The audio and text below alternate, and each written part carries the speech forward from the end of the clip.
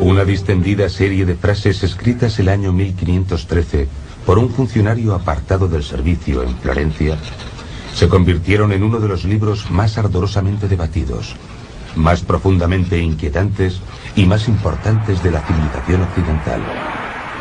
Unos lo consideran una guía para tiranos y dictadores.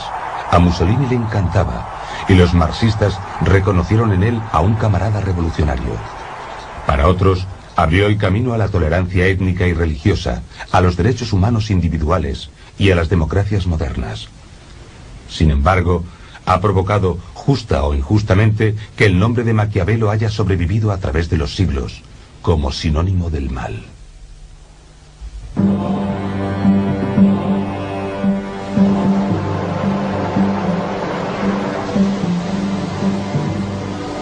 Comparo la fortuna con uno de esos ríos impetuosos que cuando se enfurecen inundan llanuras y destrozan árboles y edificios a su paso.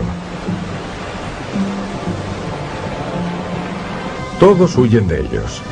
Todos ceden a su furia sin poder oponer resistencia alguna. Y aunque esta sea su naturaleza, nada impide que en tiempos de bonanza se puedan tomar precauciones, con diques o con márgenes, para que en crecidas posteriores puedan ser controlados y no resulten peligrosos. Lo mismo sucede con la fortuna. No se puede confiar en los ríos, ni tampoco en los hombres. Pero a menudo, ambos pueden ser controlados si se tiene inteligencia, poder y el decidido propósito de ensuciarse las manos.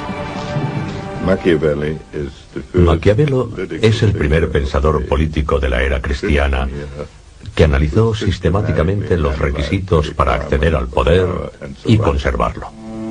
El Príncipe es un libro que trata sobre el poder político en una época de ciudades-estado o principados, gobernados por hombres llamados príncipes. Consta de 26 capítulos cortos en los que se aborda desde la organización del gobierno hasta cómo seleccionar a los colaboradores. Se escribió con la intención de escandalizar y reeducar al lector, y lo sigue consiguiendo en la actualidad. Su objetivo era desafiar a los líderes políticos de su tiempo y explicar a príncipes y aspirantes al trono el funcionamiento real de los entresijos del poder. Sugiere al príncipe que antes de nada debe saber luchar, debe aprender a ser despiadado y cruel, a mentir y a faltar a su palabra, y estar preparado para violar los principios religiosos y morales cuando le convenga. Pero también expresa la necesidad de parecer compasivo, moral y devoto. Se dice que Maquiavelo inventó la política moderna, y realmente, cuando leemos El Príncipe, vemos los titulares de los periódicos actuales. Creo que en muchos aspectos es un gran libro, porque es como un espejo de la época en la que vivió Maquiavelo, y porque continúa conmocionando, provocando y haciéndonos pensar para intentar comprender de qué forma se relaciona con nuestro tiempo, y seguimos haciéndonos preguntas sobre él. Fue Maquiavelo quien dijo, sé realista, en italiano, por supuesto.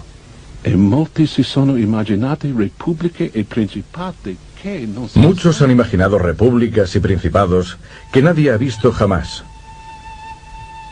Hay tanta distancia entre cómo se vive y cómo se debería vivir, que quien sustituye lo que se hace por lo que se debería hacer, se encuentra en el camino de la autodestrucción. El enfoque de la realidad por parte de Maquiavelo concuerda con su tiempo. Copérnico estudia los cielos y Leonardo disecciona cadáveres.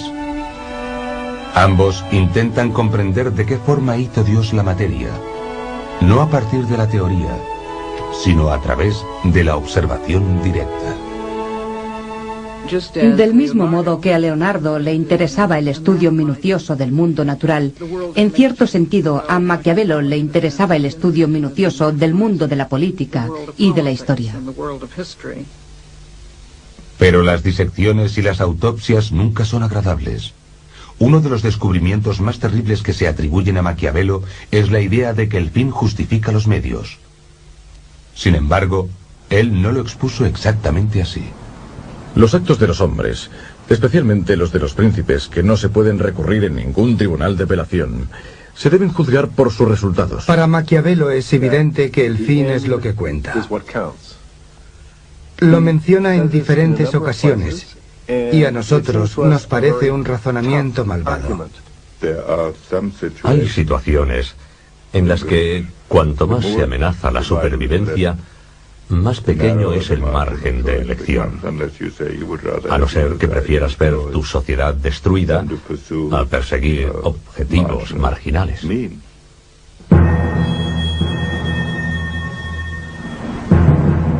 ¿Qué haría para evitar que le ocurriera esto a su pueblo? ¿Qué dejaría de hacer? ¿Sería capaz de mentir? ¿Violaría tratados? ¿Asesinaría a gente? ¿Dónde trazaría la línea? ¿En cualquier lugar?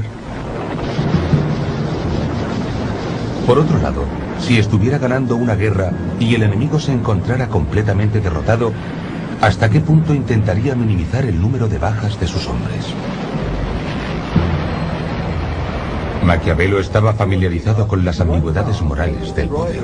Una ciudad del tamaño de Atlanta, Georgia. Era realista. Maquiavelo perseguía lo que algunos eruditos han llamado realismo moral. En primer lugar, intentaba crear algo que no existía hasta ese momento, la nación-estado, en este caso, Italia. Es preciso que nos preguntemos si estamos realmente en una situación desesperada, si nos encontramos realmente ante necesidades tan apremiantes como las que describe Maquiavelo. Creo que en muchas ocasiones se considera que es así y en cambio no lo es. Al igual que los políticos actuales, Maquiavelo justifica los métodos engañosos o crueles como necesarios para el bien general. Pero se centra en la presencia o ausencia de poder. ¿Qué es? ¿Cómo se consigue? ¿Cómo se mantiene? Buenas preguntas en nuestra época, pero espantosas, severas y urgentes en la de Maquiavelo. La religión también parecía un asunto entre familias. Los príncipes de la Iglesia tenían concubinas. Los papas tenían hijos. Lucrecia y César Borgia, hermanos y amantes, también gozaban de riqueza y poder gracias a su señor, el Papa Alejandro VI, quien dio un significado completamente nuevo al término padrino. Italia era un caos de ciudades-estado. Los papas y otros príncipes cambiaban constantemente de alianzas. Asesinatos en la catedral y orgías en el Vaticano eran los escombros de un orden medieval en decadencia. Este es el mundo en el que vivió Nicolás Maquiavelo. La separación entre Iglesia y Estado se convirtió en uno de los temas principales de su obra.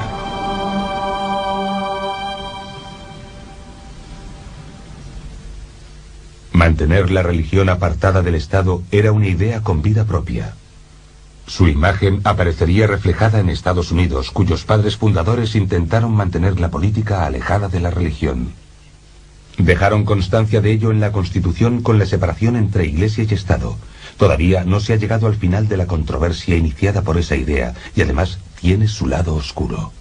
La separación entre ética y política, la creencia de que un buen príncipe no tiene por qué ser necesariamente una buena persona, que las apariencias importan más que la realidad, que este fraude se puede practicar, que es mejor ser temido que ser querido. Todas esas famosas conclusiones del Príncipe han alarmado a la gente en los últimos siglos y plantean el dilema más difícil y doloroso sobre la política. Y no quieren afrontarlo. Se niegan a creer que alguien fuera capaz de pensar todas esas cosas. ¿El hombre que pensó todas esas cosas era cristiano, pagano o ateo? Maquiavelo era, digamos, un cristiano de domingos. No rebatía los dogmas esenciales de la fe católica. Simplemente los dejó a un lado cuando se propuso pensar y opinar sobre la política. Si el príncipe descrito por Maquiavelo parece tener muchas carencias morales, el precio que paga es claramente excesivo. Debe amar a su patria más que a su alma. Debe estar preparado para ir al infierno por ella. Matar a un hombre es siempre matar a un hombre. Y un príncipe tiene que estar preparado para hacerlo. Debe estar preparado para ir al infierno si es preciso. Tener el poder, ser gobernante, ser un príncipe es intrínsecamente un trabajo dramático, sin redención y sin justificación. A Maquiavelo le parecía posible vivir con puntos de vista contradictorios y, por tanto, no se veía a sí mismo tal como fue enseguida considerado como un anticristiano ni nada parecido. Algunos piensan que debería enseñar a los hombres la forma de llegar al cielo, pero preferiría mostrarles el camino del infierno para que aprendieran a evitarlo.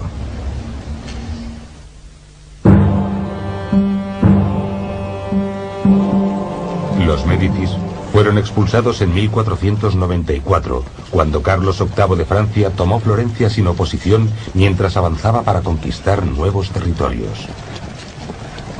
Nicolás Maquiavelo tenía 27 años. La ciudad, una república solo de nombre, se convirtió en una república de hecho. Su primer líder fue un monje intransigente, puritano pero muy popular, llamado Savonarola, que denunció la corrupción de la Iglesia. Su nombre está ligado a dos de las hogueras más notables de la historia. En la primera, Savonarola quemó libros y obras de arte. En la segunda, la Iglesia lo quemó a él. El lugar, delante del Palacio Comunal, todavía está marcado en la actualidad. Unas semanas más tarde, Nicolás comenzó a trabajar para el gobierno republicano de Piero Soderini. Maquiavelo trabajó para el comité que se encargaba de la defensa y de los asuntos exteriores. Su tarea era cuidar de las necesidades del ejército y también realizó diversas misiones especiales a cortes extranjeras. Entonces estuvo viajando por toda Italia y conoció a muchos grandes señores y gobernantes como César Borgia. Borgia es una leyenda de su tiempo por su carácter cruel y depravado. En una ocasión invitó a sus enemigos para negociar la paz y los mató a todos. Esta fue la principal impresión que se formó de Borgia. Su sangre fría y su capacidad para utilizar la violencia, digamos, crudeltà bene usata, que se llevaba a cabo por un objetivo político muy concreto. No era solo para hacer una demostración de poder, sino de un modo mucho más funcional.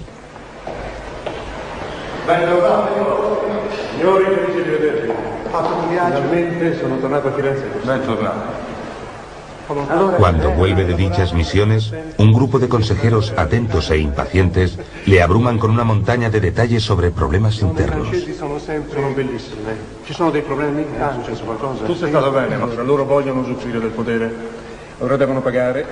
Pero Nicolás tiene cosas más importantes en que pensar. Es un visionario, un patriota italiano convencido de que solo un líder singular y poderoso puede unificar Italia. Y sabe que la independencia requerirá un ejército formado por ciudadanos. Maquiavelo pensaba que los ejércitos de mercenarios que caracterizaban el sistema militar de la Italia renacentista, y de hecho el de buena parte de Europa, eran una terrible equivocación. Los romanos habían tenido milicias civiles y cada estado debía utilizar a sus propios ciudadanos.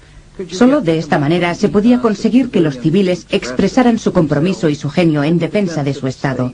Y eso daría muy buenos resultados por lo que respecta a las leyes internas, a las instituciones y también al carácter peculiar de la nación en su conjunto.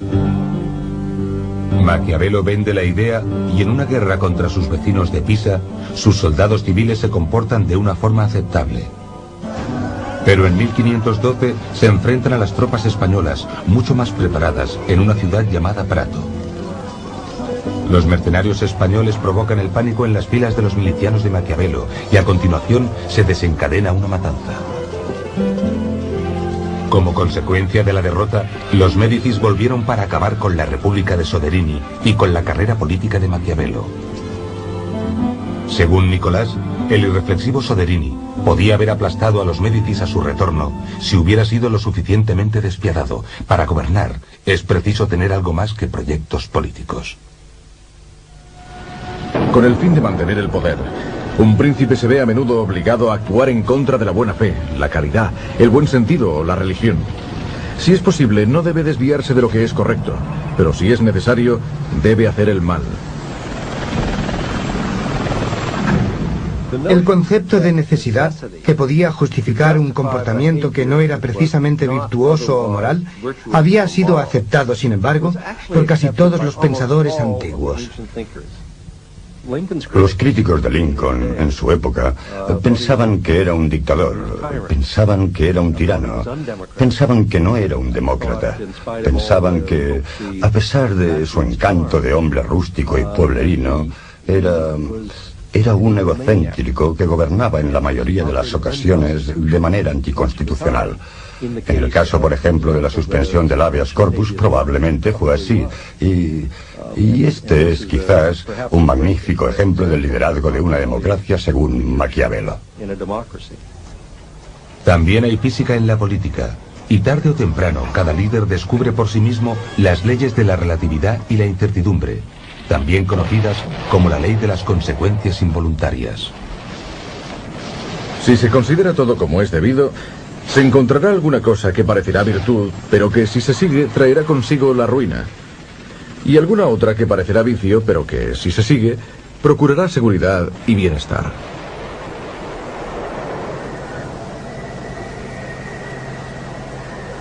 Messeri ci hanno dato la lista di capponi e lui ha confessato e ha fatto dei nomi. Dimmi, ¿qué nome ha fatto? Pietro Paolo Los Médicis, de nuevo en el poder, han descubierto una conspiración para deponerlos y tienen una lista de personas que los conspiradores esperaban reclutar. El séptimo nombre de esa lista es Nicolás Maquiavelo. Los traidores nunca llegaron hasta Maquiavelo, no importa. Es sospechoso y los Médicis no necesitan otra excusa para encarcelarle.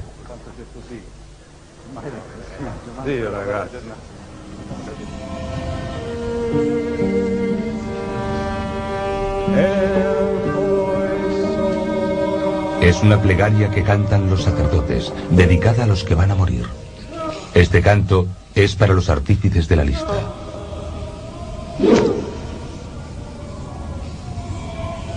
Aquí la cárcel tiene dos funciones, interrogar y ejecutar.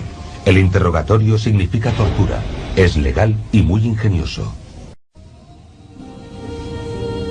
A Nicolás le espera el estrapato, que consistía en atar las manos del prisionero a la espalda, alzarle por las muñecas y dejarle caer parcialmente. Si se le dejaba caer demasiado, se saldrían los hombros de las articulaciones. Obviamente la caída de Nicolás no es tan dura, pero es tortura al fin y al cabo, y aprende a hacer buen uso del dolor. La bondad del amor es algo que el hombre olvida cuando puede sacar un beneficio de ello. Pero el miedo se fortalece con el temor al castigo, que jamás te abandona. La experiencia de los meses anteriores no ha llevado a Nicolás a ver la vida con más romanticismo, pero ha sido muy instructiva. En la primavera de 1513, Juan de Médicis se convierte en el Papa León X. Hay una amnistía general y Maquiavelo es liberado, pero con restricciones. Se le prohíbe abandonar la región de Florencia. Es expulsado del palacio comunal y apartado de la política. Se traslada a una propiedad familiar situada a unos pocos kilómetros de la ciudad. Allí es libre para sumergirse en su propio infierno. Es un adicto privado de su sustancia vital. Solo alguien que haya estado allí puede conocer el dolor. Gary Hart era el presunto príncipe del Partido Demócrata antes de que la fortuna y su indiscreción lo apartaran. En muchos sentidos, es un infierno poseer un talento que no puedes utilizar. Este era el infierno de Maquiavelo, muy profundo, porque era consciente de su gran inteligencia y sabía que era un visionario. Creo que debió de ser terriblemente duro para él, como lo sería, por ejemplo, para un político de nuestros días que tuviera talento. Y aquí está el elemento crucial. Una dependencia monolítica de su adicción a la participación. Hablando solo a título personal, he intentado desesperadamente y con cierto éxito no ser demasiado dependiente de la política o de la adrenalina de la participación para poder vivir sin ella.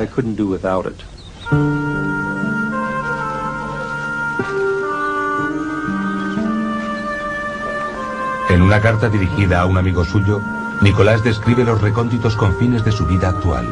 Supervisa el trabajo en su propiedad y mata el tiempo con los lugareños en la posada. Con ellos me hundo en la vulgaridad durante todo el día jugando a las cartas. Estas partidas provocan numerosas disputas con incontables insultos. Y a menudo nos peleamos por un centavo. Metido en estas trifulcas, evito que mi cerebro se enmohezca. En el aspecto personal, Maquiavelo parece muy humano. Es compasivo, ingenioso y mal hablado, a veces incluso obsceno. Está casado, pero se siente atraído por otras mujeres y ellas hacia él. Maquiavelo era un gran tipo. Era simpático, afable y leal a sus amigos. Le encantaba salir a tomar unas copas. Le gustaban las mujeres. Le apasionaba una buena conversación.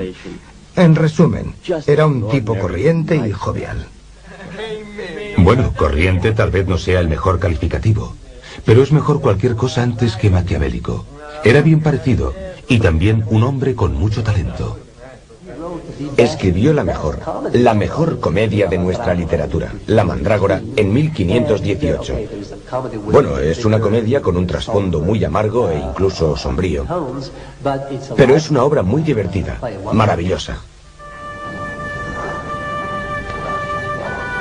Al atardecer, regreso a mi casa y voy a mi estudio. Antes de entrar, me quito la ropa cubierta de barro y polvo y me pongo prendas finas y elegantes. Vestido apropiadamente, entro en las antiguas cortes de los antiguos hombres, donde, recibido por ellos con afecto, me alimento con ese manjar que me pertenece y por el que vine al mundo.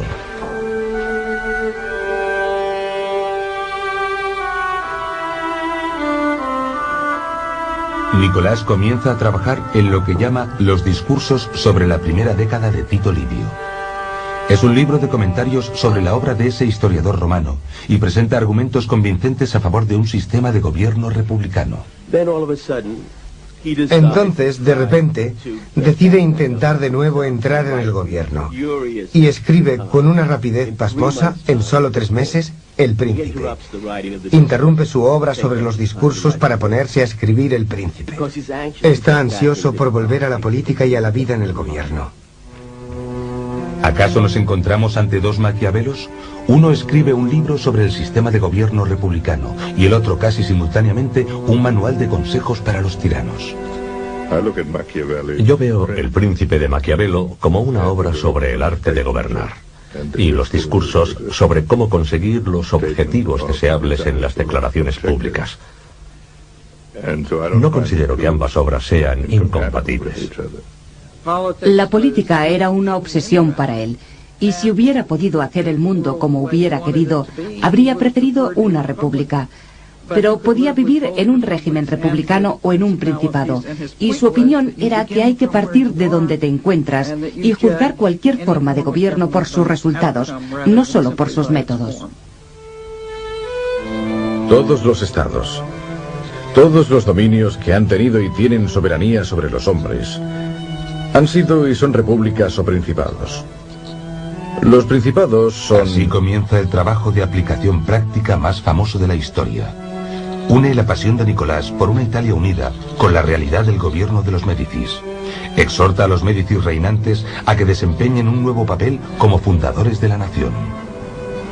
Nicolás ofrece el arquetipo de un nuevo tipo de gobernante. Así pues, ¿quién es este príncipe ideal? ¿Cuáles son sus cualidades? A grandes rasgos, debe combinar un carácter fuerte con inteligencia, coraje, habilidad y suerte. Lo que los astronautas llaman el material necesario, además de tener un toque de crueldad.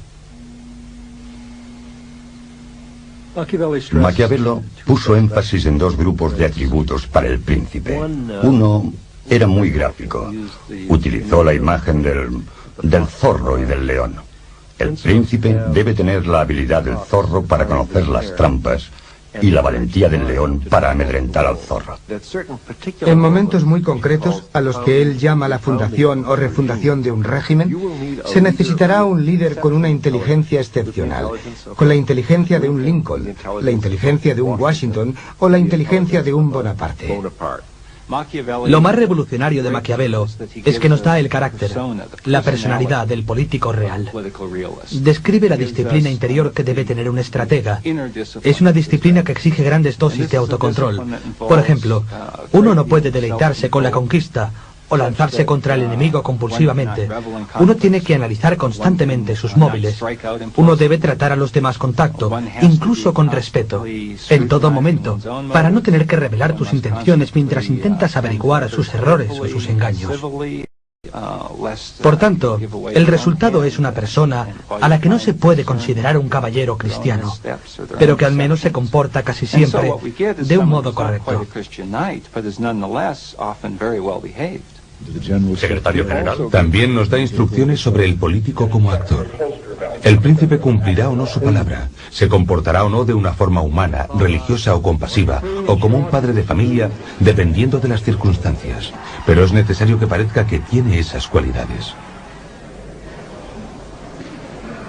Los hombres en general juzgan más por los ojos que por las manos. A todos nos es dado ver, pero tocar es algo reservado a unos pocos. Todos ven lo que parece ser, pero pocos sienten lo que realmente eres. Así, en un sentido más amplio, el príncipe está representando un papel, que es que parezca ser lo que él sabe que no tiene por qué ser en realidad. Y ha de dar la impresión de que actúa por principios cuando actúa movido por un plan preestablecido, o lo que en el mundo moderno denominamos una estrategia a largo plazo, porque en cierto modo Maquiavelo inventó el concepto de estrategia a largo plazo. Céntrate en temas concretos. Habla de las cosas que importan a la gente. Es la economía, ¿de acuerdo? Ya sabes que nosotros siempre decimos que la velocidad mata, y moriremos en este debate si no somos los primeros en comunicar nuestras respuestas. Bush estaba a la defensiva. Pero lo más importante es que el príncipe de Maquiavelo es un artista de la política. Ve al príncipe como alguien que se toma los asuntos como si fueran un bloque de mármol y les da forma como si se tratara de un escultor. Del bloque de piedra a la forma, del caos al orden, del salvajismo a la civilización. Miguel Ángel y el príncipe de Maquiavelo tienen muchas cosas en común. El problema es que la materia prima del príncipe es la sangre humana. Por eso, el príncipe debe aprender cómo y cuándo ser cruel y estudiar el arte de la guerra.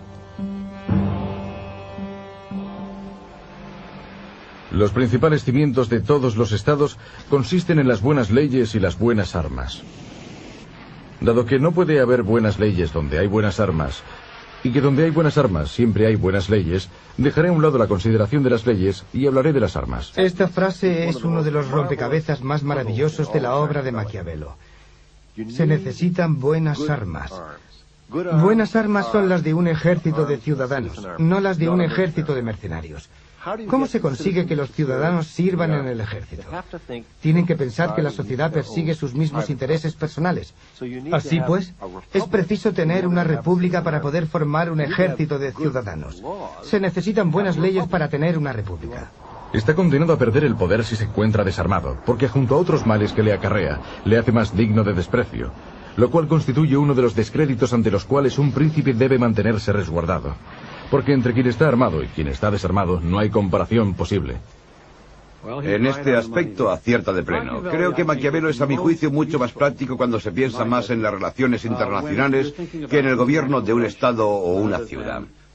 Las relaciones internacionales difieren de los asuntos internos por una razón, porque no hay ninguna ley entre naciones.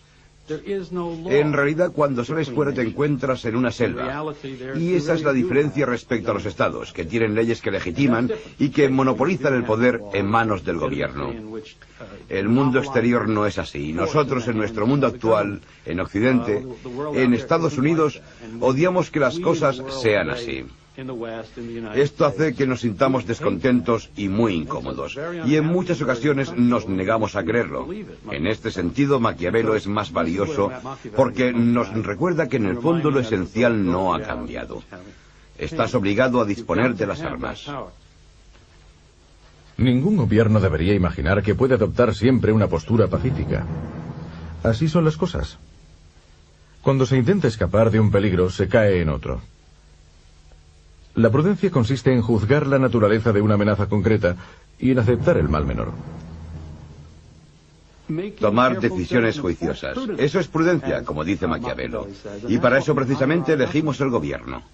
Al final, Maquiavelo también dice que no se debería ser demasiado cauteloso, que no se debería ser demasiado prudente. Habrá que tomar medidas.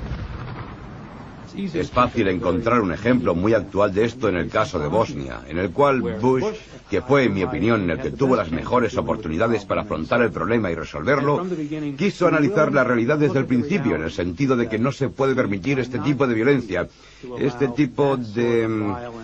no encuentro la palabra que quiero, que se rompa el orden internacional y que ocurra en plena Europa.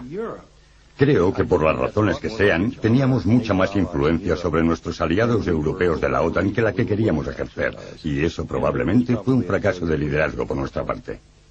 Ninguna ley de la naturaleza dice que Estados Unidos tenga que verse involucrado en todas las crisis. En el momento en que tomamos la decisión definitiva, posiblemente no teníamos otra alternativa. Pero durante el proceso que seguimos para tomar esa decisión, ciertamente no aplicamos las máximas de Maquiavelo. Nunca nos preguntamos cuál es nuestro objetivo, cuáles son nuestros intereses en la zona, cuáles son las soluciones posibles, qué es lo mejor que puede ocurrir, qué es lo peor que puede ocurrir. ¿Algún presidente de Estados Unidos ha realizado alguna vez este tipo de análisis antes de involucrar a la nación en un conflicto extranjero? Creo que Roosevelt lo hizo en su fuero interno antes de entrar en la Segunda Guerra Mundial. Roosevelt tenía capacidad para hacerlo. Nixon también tenía una gran capacidad para ello.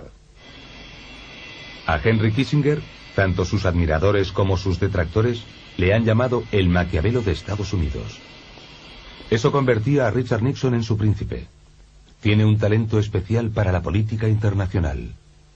Es brillante e incisivo, pero también reservado y receloso. Nixon pudo haberse aprovechado del consejo de Maquiavelo al menos en un aspecto.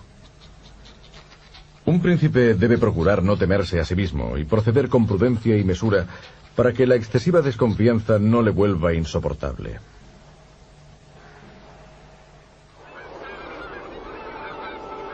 Durante más de un siglo, Estados Unidos ha gozado de la ventaja del aislamiento entre recursos naturales de gran riqueza. Era una excepción entre los demás pueblos, inmune al virus maquiavélico de Europa, la política de la supervivencia. ¿Se ha perdido ya esa inmunidad? No podemos continuar de manera indefinida con nuestro método puro y excepcional. Eso no significa que todos los fines justifiquen todos los medios, pero significa que la pureza que hemos perseguido mediante algunos de nuestros académicos y en la que alguno de nuestros dirigentes ha insistido tanto, será mucho más difícil en el futuro. Hemos desestabilizado gobiernos. Hemos intentado asesinar a jefes de Estado extranjeros. Hemos hecho estas cosas y creo que, particularmente durante la etapa de Nixon, se violaron nuestros principios, nuestros ideales. Creo que todavía acusamos todos esos acontecimientos.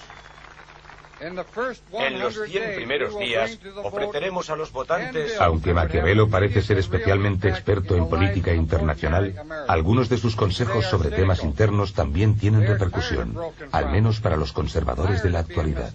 Un hombre no debe tener miedo de aumentar sus posesiones por si después se las arrebatan, ni evitar emprender un negocio desalentado por los impuestos. Pero por encima de todo, un príncipe debe respetar la propiedad ajena, porque los hombres olvidan antes la muerte de su padre que la pérdida de su patrimonio. Séptimo, se requieren las 3/5 partes de la Cámara para aprobar el aumento de los impuestos. Por otro lado, su príncipe ideal guarda cierta semejanza con Lenin. Mata al antiguo príncipe y a toda su familia. Crea títulos y órganos nuevos y se los entrega a hombres nuevos. Debería convertir a los pobres en ricos y a los ricos en pobres, como hizo David cuando fue elegido rey. Con frecuencia los consejos de Maquiavelo parecen dirigirse en 2 o más direcciones. No es pues ninguna sorpresa que haya una amalgama de interpretaciones distintas del príncipe. Tomemos por ejemplo la cuestión sobre ser temido o amado. Es más seguro ser temido que amado cuando hay que renunciar a una de las dos cosas, pero se debe evitar ser odiado. Ser temido es beneficioso. Ser odiado es contraproducente.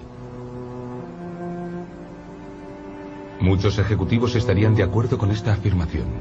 Seguir al pie de la letra los dogmas de la virtud cristiana está fuera de lugar. Así, el dilema que plantea es parte de las diferencias que aporta al estudio de la política actual. La respuesta que da es también característica. Es una respuesta que separa despiadadamente la política de las restantes disciplinas. Eso confirma la autonomía de la política y la forma en que los demás valores humanos pueden ser pasados por alto en nombre de la lucha por el poder y de la disposición o el mantenimiento del orden. Finalmente, se presenta una copia de El Príncipe a un Médicis que no da ninguna muestra de haberla leído. La obra jamás fue publicada en vida de su autor. Maquiavelo, cuando murió, fue al infierno o a algún lugar parecido. La demonización de Maquiavelo comenzó poco después de su muerte y llegó en un momento en que la crisis de las religiones contendientes estaba empezando a adquirir un gran protagonismo, en la década de 1530, y ambos bandos vieron un diablo en Maquiavelo.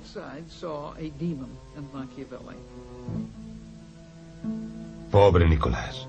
Ahora no solo es un demonio, sino que los Médicis le atormentan incluso en el infierno. Se dice que sus ideas han inspirado la matanza de 50.000 protestantes franceses en 1572, cuando Catalina de Médicis era reina de Francia. Y la Inglaterra protestante convierte a Nicolás en su villano principal. Existe la idea de que todo lo que tenga su origen en Italia, en el sur, en el catolicismo, es en cierto modo maquiavélico. Es en la época de Marlowe y Shakespeare cuando esta asociación con el mal se convierte en evidente. Se habla de Iago como de alguien maquiavélico. Se habla de Ricardo III como de alguien maquiavélico. Entonces se produce una especie de rehabilitación que tiene lugar en un periodo de republicanismo clásico, que incluye a algunos de los republicanos clásicos ingleses, y la gente comienza a ver a Maquiavelo como republicano. El estado del alma de Maquiavelo es ciertamente menos importante para nosotros que la naturaleza de su legado y la finalidad con la que se han utilizado sus ideas. En el siglo XX se le ha considerado, por un lado, como el precursor de formas de gobierno totalitarias o autocráticas, y por otro lado, como un buen republicano y un excelente sociólogo que ayudan a comprender el funcionamiento del mundo. Washington, Napoleón, Churchill, Lenin, criaturas intelectuales del mismo padre. ¡Qué maquiavélico! La historia no puede decirnos dónde acabó el alma de Nicolás. Pero sí sabemos que creyó que había que guardar las apariencias y que sus restos mortales fueron trasladados a la iglesia de la Santa Croce, al lado de los de otros florentinos inmortales.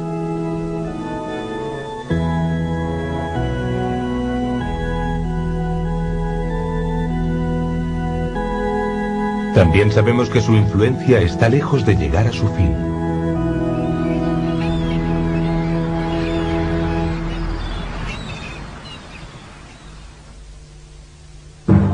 En la actualidad, Maquiavelo y El Príncipe parecen estar de moda. Por ejemplo, un columnista de la revista US News and World Report lo utilizó para criticar al presidente, y ese mismo presidente lo citó en el Washington Post para apoyar su política. Debe considerarse que no hay nada más difícil de conseguir ni nada que suponga un éxito más dudoso o más peligroso de controlar que iniciar un nuevo orden de cosas. El príncipe nuevo tiene enemigos en todos aquellos que se aprovechaban del orden antiguo. Y solo los defensores poco entusiastas... Así pues, Maquiavelo trabaja como consejero en la Casa Blanca a tiempo parcial. Eso es mucho más que una simple metáfora. Si Maquiavelo inventó la política tal como la conocemos, la política tal como la conocemos nos ha brindado algunos Maquiavelos modernos. Salid y dad la vuelta por consejeros, estrategas, analistas políticos. Quizás no están por encima de unos cuantos trucos sucios, pero solo en aras de una victoria limpia y clara. Si Maquiavelo parece abogar por dos sistemas políticos diferentes, también pueden hacerlo ellos. Hoy en día, Nicolás goza de buena salud. Mientras su antiguo estado pone su nombre a un exquisito vino Chianti, se ha unido a Atila, rey de los hunos, y a las filas de los ejecutivos de las grandes multinacionales, y tiene intereses en unos cuantos valores del mercado. Todos siguen más o menos sus preceptos. Uno de ellos no ha entendido su mensaje en absoluto y aplica una ley de oro que podría haber salido del príncipe si Maquiavelo hubiese pensado en ella. Tal vez todo esto sea el purgatorio de Maquiavelo. El juicio sobre su legado todavía no ha terminado, e incluso sus más fervientes defensores admitirán que tuvo algunos, digamos, deslices. A veces también se equivocó al interpretar la historia. En mi opinión, escrutó la historia para buscar los ejemplos que más le convenían y que le permitieran ilustrar sus teorías en lugar de intentar descubrir primero qué ocurrió realmente. Era digámoslo así, no era un productor de historia, era un consumidor. Creo que su descripción de la naturaleza humana es tan clara que cualquiera estaría de acuerdo con el hecho de que la naturaleza humana es imperfecta. Pero para Maquiavelo es más que imperfecta, nunca está guiada por un móvil correcto, y creo que esto es, de hecho, lo menos realista. Como muchos realistas, pensó que la realidad era evidente por sí misma.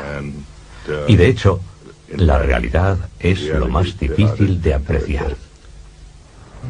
Maquiavelo vivió en un momento en que nuevas ideas y nuevas tecnologías estaban cambiando para siempre las realidades del poder y las concepciones de los gobiernos, igual que todos nosotros. Y su consejo de analizar con cuidado los requisitos para conseguir el éxito sin perder el coraje necesario para actuar, hoy nos parece dolorosamente oportuno. Su legado también nos ha ayudado a entender cuándo se tiene que poner esa analogía al servicio de una idea, como hizo en los discursos, donde manifestó su concepto del gobierno republicano. Creo que el príncipe debe cumplir esa función de contrarrestar los discursos, porque para él eran las dos caras de una misma moneda, y eso es una prueba de su perspicacia. Algunos libros son lo bastante complicados como para que puedan transmitir un mensaje distinto para cada persona en épocas diferentes, porque de alguna forma abordan un aspecto fundamental de la experiencia humana. La República de Platón es un ejemplo de esto. También el Contrato Social de Rousseau o las obras de Locke. El Príncipe de Maquiavelo es un libro así. Se sumerge de una manera muy profunda en un aspecto de la vida humana. El núcleo central es el papel de los dirigentes, porque son necesarios en cualquier comunidad humana compleja. Gary Hart es autor de un libro que considera que podía haber escrito el propio Maquiavelo si hubiera sido un idealista. Hart observa importantes similitudes entre la época de Maquiavelo y la nuestra. Creo que estamos viviendo en la cúspide de un periodo histórico, el final de un periodo histórico. Esto ocurre una vez cada 100 años, a veces cada 500 años.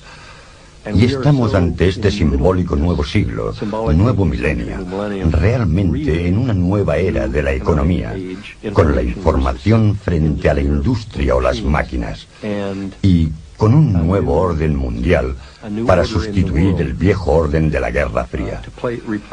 Y lo más importante es que este país encuentre un nuevo príncipe, encuentre a un patriota que pueda ayudarnos a definir en qué va a consistir la nueva era. Algunos lectores de El Príncipe huelen el azufre en sus páginas. Otros le encuentran más parecido con el amoníaco, repugnante pero profundamente esclarecedor. En verdad, mucho de lo que escribió Maquiavelo describía simplemente lo que estaba ocurriendo en su época. Otro motivo por el que creo que hay que disentir de Maquiavelo es por su conclusión fundamental sobre la posibilidad de separar las cuestiones políticas de las consideraciones éticas. No creo que esto sea correcto. Al menos está muy lejos de lo que debería ser. Sin embargo, en la actualidad son pocos los que, contando con cierto grado de experiencia, negarían que la mayor parte de lo que escribió parece de sentido común en política. Hay otro motivo por el que decimos que Maquiavelo nos brinda el sentido común en política, y deberíamos ser más reticentes a contemplarlo de este modo. En el fondo solo afirmamos que lo que él dice es de sentido común, porque ya lo estamos imitando. Así pues, señor presidente, tras haber descrito el funcionamiento de los entresijos del poder en este peligroso mundo, permítame terminar añadiendo unas palabras de precaución. Elija a los consejeros más brillantes. Pídales que se dirijan a usted cándidamente, y entonces obre cautelosamente con su consejo. Cuando llegue el momento de tomar una decisión, siga sus ideas, y nunca olvide que es un personaje público, que la capacidad de mando depende de la imagen en 9/10 partes. Nunca deje de representar su papel en público, Y por Dios bendito, no lleve nunca el equipaje.